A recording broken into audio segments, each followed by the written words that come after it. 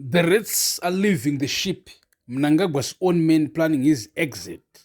Zimbabwe family, welcome back. Pull up a chair, get comfortable, because we are not just talking politics. We are talking about the most dramatic political betrayal Zimbabwe has seen since November 2017. And if you know your history, you know that November 2017 is when a man named Constantino Chiwenga rolled tanks into my streets and removed Mugabe. The man who made him, the man who trusted him, the man who never saw it coming. History, family has a very dark sense of humor because the house of cards is falling.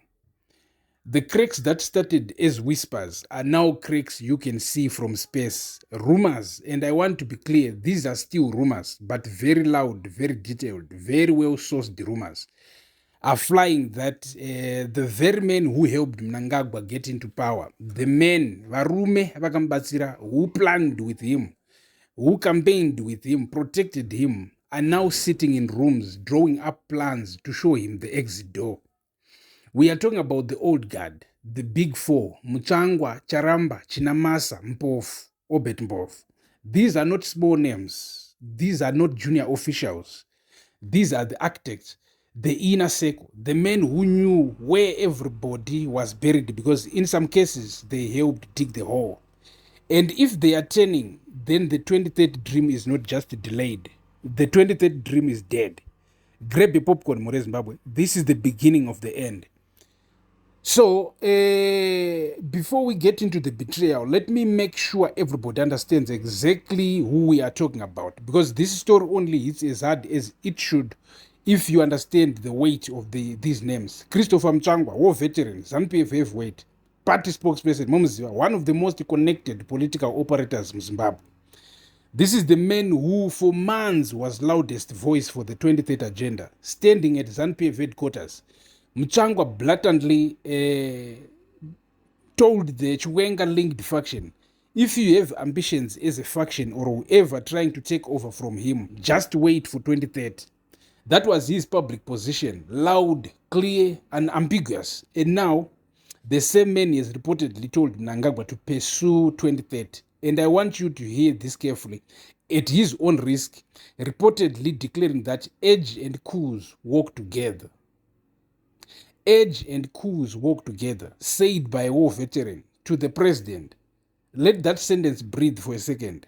Right, Zimbabwe. George Charamba, the long-serving presidential spokesperson, the man whose job is literally to speak for Mnangagwa, the man who has defended this administration through every scandal, every economic crisis, every human rights report. If Charamba is in a room where they are planning your exit, you have a very serious problem. And then to Pindra Patrick Chinamasa, constitutional lawyer, former finance minister, ZANU-PF treasurer general, and secretary for legal affairs. This is the man who has been one of the most vocal champions of Bill number 3. Chinamasa posted on X saying that Mnangagwa's own views on the term limit do not matter anymore, invoking Vox Populi Vox Dei. Hanzi, yes, Hanzi, Vox Populi Vox Dei. Yeah, the voice of the people is the voice of God. To justify pushing the 23rd agenda even against ED's publicly stated wishes.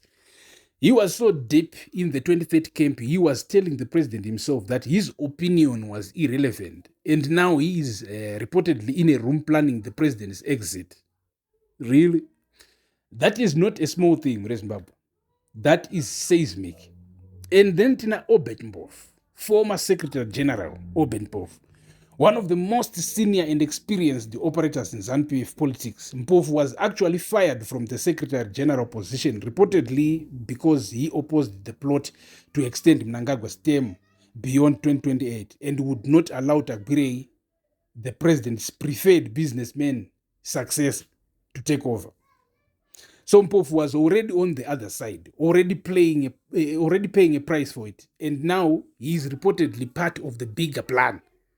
So, these four men together represent decades of institutional knowledge, political networks, and insider access. When people like this start moving in the same direction, you listen. Why now?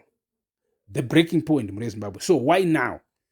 Why are these men, some of whom have been loyal to Mnangagwa's 2030 agenda publicly, apparently changing lanes at this exact moment? The answer is simple. The ship is sinking, and survival instinct is a powerful thing. Look at what has happened in the past few weeks alone. T-shirts printed in Johannesburg, Chiwenga must go, regalia intercepted at the border, the accusations of treason and incitement currently being leveled against Chiwenga's camp by Mnangagwa loyalists suggest that the gloves are not just off, they have been replaced by brass knuckles. This is not political competition anymore. This is warfare. And every season now, political operator in Zimbabwe knows what happens when internal ZANU-PF warfare goes this far. Somebody always loses everything. So the public hearings held in early April 2026 revealed deep fractures. While ZANU-PF structures buzzed in supporters to cheer for stability, the voices of civil society, opposition, and even some internal party voices offered a grim warning. The optics are terrible. The whole country is watching. The whole continent is watching. And the old guard, men who have survived multiple political generations, can read a room. They are also watching what Bill number 3 is actually doing to the party. The 2030 agenda is a testament to the ruthlessness of power. It shows a leadership more concerned with blocking the undisputed front-runner than with the stability it claims to champion. Even people who are not pro-democracy, even people who do not care about your vote or my vote, they can see that this bill is tearing ZANU-PF apart from the inside. And a ZANU-PF that tears itself apart is a ZANU-PF that loses power. And that is the one thing none of these men can afford. So, it is not about conscience. Let me be very clear with you, family. Do not romanticize this. I'm such a romanticizer. Mutsvangwa did not wake up and suddenly fall in love with democracy. Chinamasa did not read the constitution and have an epiphany.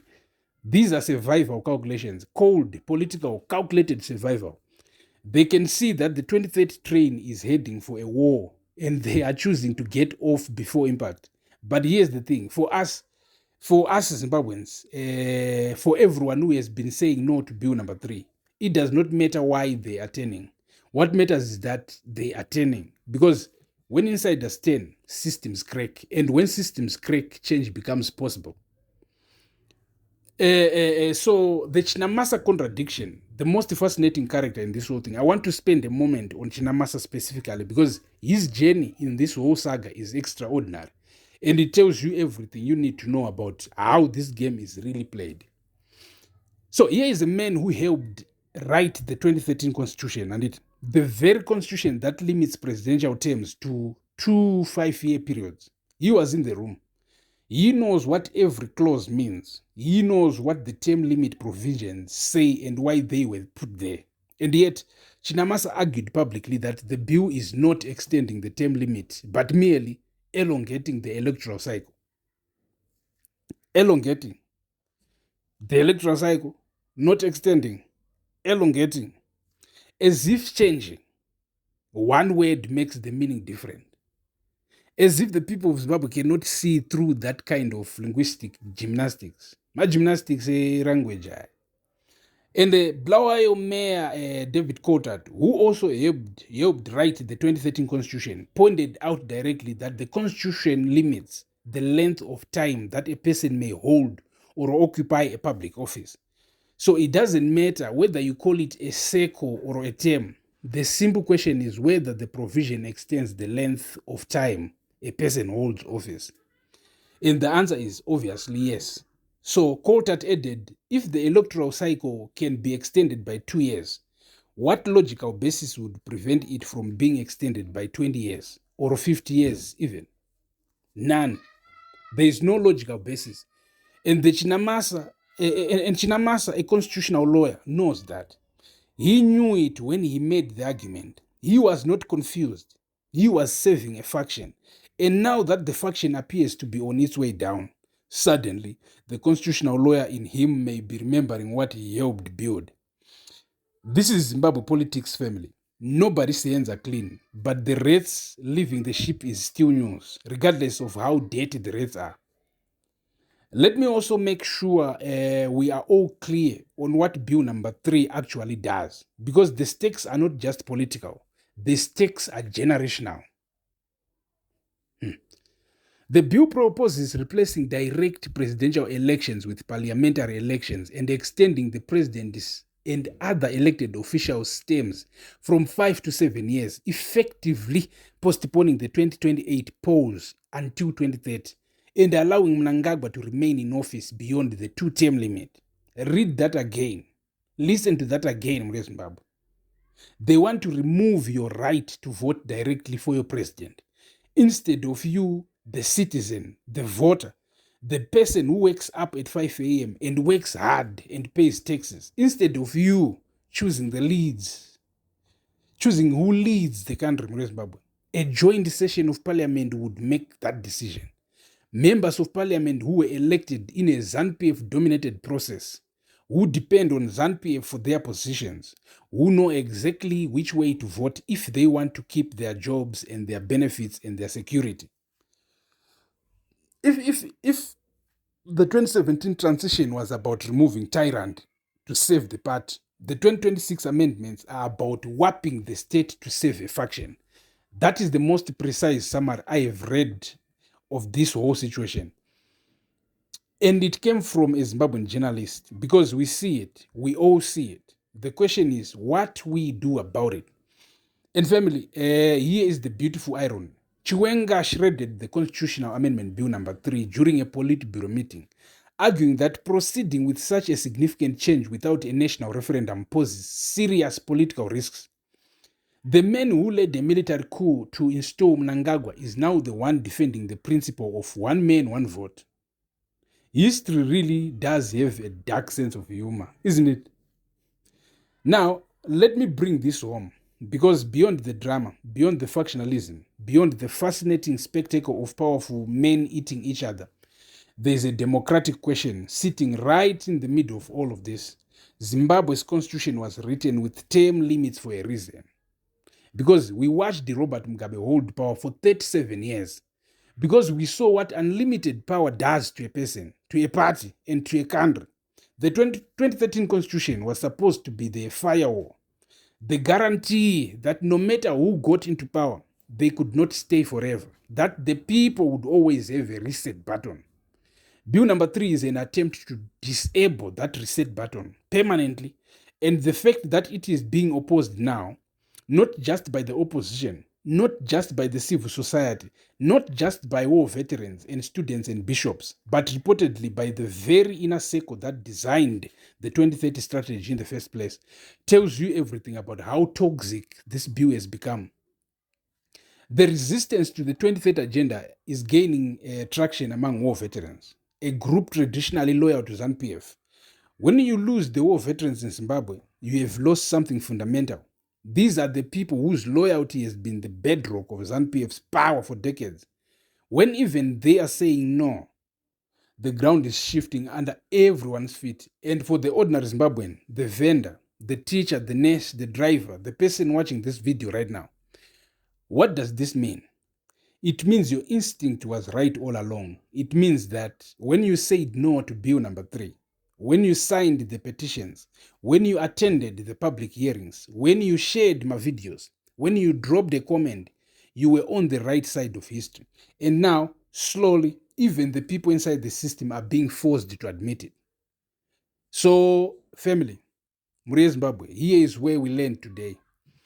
Here is the question that should be keeping everyone in State House awake at night. If Mutsvangwa, the man who told Chiwenga's faction to wait for 2030, is now reportedly warning ED that age and coups work together, what does that tell you about where things are going? If Chinamasa, the man who publicly told the president that his own views on the term extension do not matter anymore, is now reportedly in rooms planning his exit, what does that tell you? If Mpofu, Obed, who was already fired for opposing the 2030 agenda, and Charamba, the president's own spokesperson, are apparently in that same conversation. What does that tell you? It tells you this, Zimbabwe. The 23rd dream is not just facing resistance from the streets. It is facing resistance from within the very walls that built it. And walls that crack from the inside fall faster than walls attacked from the outside. Zimbabwe stands at a crossroad. One path leads toward the hardening of elite rule, where the constitution is a mere tool for personal survival. The other path leads toward a genuine transition and the honoring of constitutional limits. We know which path we want. The question is whether the men in those rooms will choose the same path, not out of love for democracy, but out of basic self-preservation. And sometimes, family, sometimes survival and justice end up pointing in the same direction. Zimbabwe is not a playground for elite families to fight over. It is not a chessboard for generals and war veterans and entrepreneurs and party secretaries. It is our country. It belongs to the vendor in Mbare, to the farmer in Mtoko, to the student who got abducted for holding flyer that said no to 2030, to the worker who got nothing on Workers' Day except a midnight reshuffle, to you watching this right now, to you watching this right now from wherever you are in the world. So I want to hear from you. Drop in the comments. Who wins this fight? The president's strengthened faction or the old guard looking for the exit? Can Mnangagwa hold the line when even his own architects are reportedly drawing new blueprints? Or has he finally played his last card? Keep it civil, family, but keep it real, because this is not entertainment. This is our future. Share this video, talk about it, because the more people who understand what is happening, the harder it is for anyone to steal what belongs to all of us. This is your boy, loud, free, pro-democrats, always. I'll see you in the next one. Peace.